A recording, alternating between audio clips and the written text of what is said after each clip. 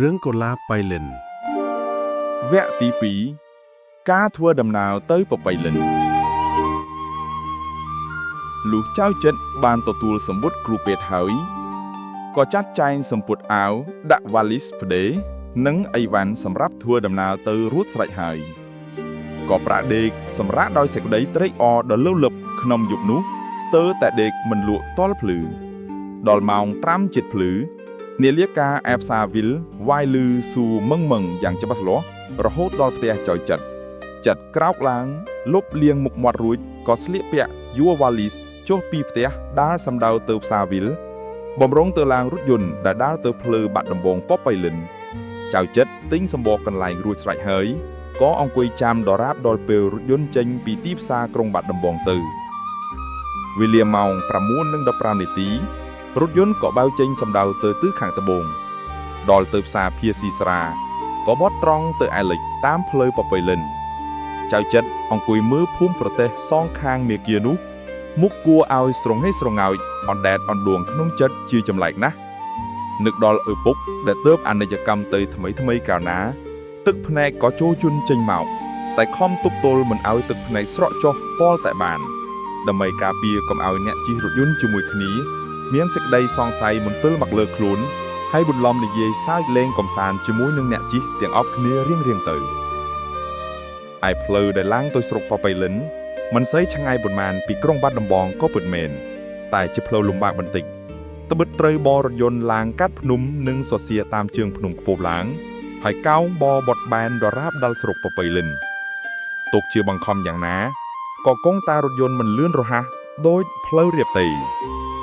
ចៅចិត្តក្រឡេកមើលទេសភាពតាមសងខាងផ្លូវសឹងដែលដាស់ទៅដោយស្រែចម្ការច្បារដំណាំ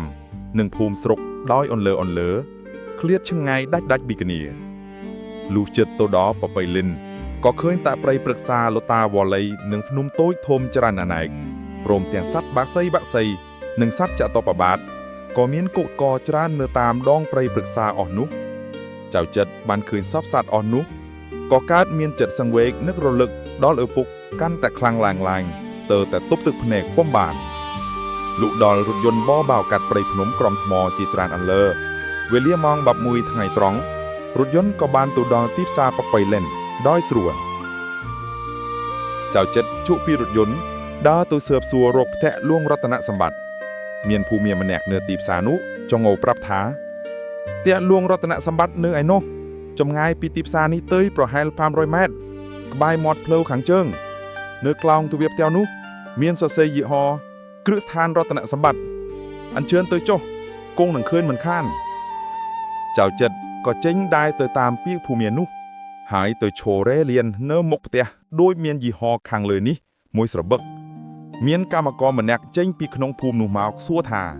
អញ្ជើញមករកអ្នកណាចៅចិត្តភ្ញាក់ព្រឺតព្រោះពេលនោះកំពុងឈរមើលភូមិប្រទេសយ៉ាងភ្លើតភ្លើនស្រាប់តែក្រឡេកឃើញបុរសខ្មៅម្នាក់ឈរសួរក្បែរខ្លួនទើបប្រាប់ទៅថាខ្ញុំមករកលួងរតនសម្បត្តិវេលានេះលោកនៅឬទេបុរសនោះឆ្លើយតបថាលោកនៅខាងលើផ្ទះបើចង់ជួបនឹងលោកអញ្ជើញមកតាមខ្ញុំហើយបុរសនោះក៏ដើរនាំចៅចិត្តឡើងទៅលើផ្ទះគេប្រាប់ឲ្យចៅចិត្តអង្គុយលើកៅអីមួយនៅក្នុងបន្ទប់ទទួលភ្ញៀវហើយដើរចូលទៅក្នុងបាត់មួយស្របឹកក៏លិចមនុស្សចាស់សក់ស្កើយម្នាក់ដើរចេញមកដោយរឹកពីអង្អាចស្លៀកសារ៉ុងសូត្រពាក់អាវត្រនដាបតាមទំនៀមញាក់នៅផ្ទះពាក្យដំបងដែលនិយាយនឹងចៅចិត្តនោះដូចឆ្មេថាក្មួយមកពីណាត្រូវការជួបនឹងខ្មុំមានការអ្វីចៅចិត្តសង្កេតដឹងច្បាស់ថាលោកនេះហើយដែលហៅថាលួងរតនសម្បត្តិដាក់ខ្លួនត្រូវការជួបទើបរំកិលខ្លួនចុះពីកៅអីបន្ទន់ខ្លួនសំពះដោយសេចក្តីគោរពគួរសមឯលួងរតនសម្បត្តិជាអ្នកជំនួយលក់តាបងដែលមានកេរ្តិ៍ស័ព្ទល្បីល្បាញក្នុងស្រុកប៉បៃលិនក៏អង្គុយលើកៅអីមួយចៅចិត្តសង្កេតតាមរឹកពីរបស់លោកនេះយល់ថាជាអ្នកមានអធិស្ស្រ័យល្អចិត្តសប្បុរសគូជាទីគោរពរាប់អានមែនទៀនប្រូចៅចិត្តឆ្លើយដោយអោនលំតូនហើយថាលោកគ្រូពេទ្យស្អាតបានផ្ញើសម្ពុតមួយច្បាប់មកជួបប្រតិជនប្រគុណពេទ្យស្អាតក្មួយខ្ញុំនោះលោកនិយាយទាំងញញឹមតាមដោយលោកជាអ្នកមានអធិស្ស្រ័យរីករាយជានិច្ចហើយសួរថាសម្ពុតនោះនៅឯណាចៅចិត្តលួចដៃទៅក្នុងហៅប៉ៅយកសម្ពុតនោះជូន លោកទទួលបកទៅអានដោយសេចក្តីត្រេកអរលុះមើលចប់ហើយក៏បែរមកពិចារណាមើលលក្ខណៈចៅចិត្តម្ដងទៀតលងក្មួយឯងមែនឬអីឈ្មោះចៅចិត្តដែលពេលស្អាតបានបញ្ជូនខ្លួនរកឲ្យខ្ញុំចិត្តទៀនប្រុសខ្ញុំបាទនេះហើយលងចុះក្មួយធ្វើការយ៉ាងនេះបានដែរឬអការរបស់ខ្ញុំនេះវាធ្ងន់ណាស់តោងជីកដីក្នុងមួយថ្ងៃ6-7ម៉ោងទៅស្ទុករួចរូបរាងស្អាតបាតដូចជាក្មួយនេះទេខ្ញុំយល់ថាទ្រាំការងារមិនយូរប៉ុន្មានទេមុខជារត់ទៅផ្ទះវិញហើយមនុស្សដតីគេទ្រាំធ្វើបានយ៉ាងណាឯខ្ញុំបាទគង់តែធ្វើបានដូចជាគេដែរសូមប្រតិជោប្រគុណកុំព្រួយឲ្យសោះចៅចិត្តពោលរ៉ាប់រងយ៉ាងម៉ឺងម៉ាត់ពាក្យនេះហើយដែលធ្វើឲ្យលួងរតនសម្បត្តិមានសេចក្តីពេញចិត្តណាស់ហើយចៅចិត្តនិយាយតទៅទៀតថាទៀនប្រោសមនុស្សដែលក្រាត់មកក្នុងលោកសន្និវាសនេះមិនប្រកាន់ការស្រាលស្រួលទេខ្ញុំបាទមិនដែលគិតដូច្នោះទេកាលបើខ្ញុំបាទមានកម្លាំងពលំដរាបណាខ្ញុំបាទនឹងខិតខំធ្វើការដរាបនោះទោះបីធ្ងន់ក្តីស្រាលក្តីអ្នកឯងនិយាយនេះត្រូវណាស់លោកលួងនិយាយសរសើរហើយថាហើយចុះឯខ្ញុំតែមានការសម្រាប់មនុស្សដែលចង់ធ្វើជានិច្ចវេលានេះអណ្ដុងត្បូងទិសខាងកោតខ្ញុំកំពុងឲ្យចាប់ផ្ដើមជីកត្បូងមានតម្លៃ1អន្លឿព្រឹកស្អែកនេះខ្ញុំនឹងបញ្ជូនយ៉ាងឯងឲ្យទៅធ្វើការនៅទីនោះធ្វើការក្នុងគ្រាដំបូងនេះខ្ញុំនឹងតាំងប្រាក់ខែឲ្យអ្នកឯងត្រឹម30រៀលសិនប៉ុន្តែអ្នកឯងអាចបានប្រាក់ខែច្រើនជាងនេះទៅទៀតបើយកចិត្តទុកដាក់ធ្វើការដោយមឿនម៉ាត់ហើយហ្មត់ចត់ផងចៅចិត្តអោនក្បៅទទួលយល់ព្រមដោយសេចក្តីគោរពម្ដងទៀតក្នុងខណៈនោះមានសូរស្បែកជើងលាន់លឺពីខាងក្រោមឡើងមកលើផ្ទះព្រមទាំងមានសំឡេងយ៉ាងឆ្មាតូតលាន់លំពងមកពីខាងក្រោយចៅចិត្តក៏ចោលភ្នែកក្រឡេកមើលទៅប្រទាក់នឹងភ្នែកទាំងគូកំពុងតែសម្លឹងចំត្រង់មកជាដួងភ្នែកប្រកបដោយទឹកដំគួរជាទីចាប់ចិត្តស្នេហាតែមានរឹកពៀឈ្មឹងឆ្មៃបន្តិចមានកិរិយាករភ្ញាប់ញ៉ាញងសវុនល្អណាស់សម្បូរស្បែកសស្អាតមុខមូលក្រឡាំងដូចវងព្រះចន្ទ្រាសូរសំឡេងស្រួយស្រស់ដូចសូររគាំងប្រាក់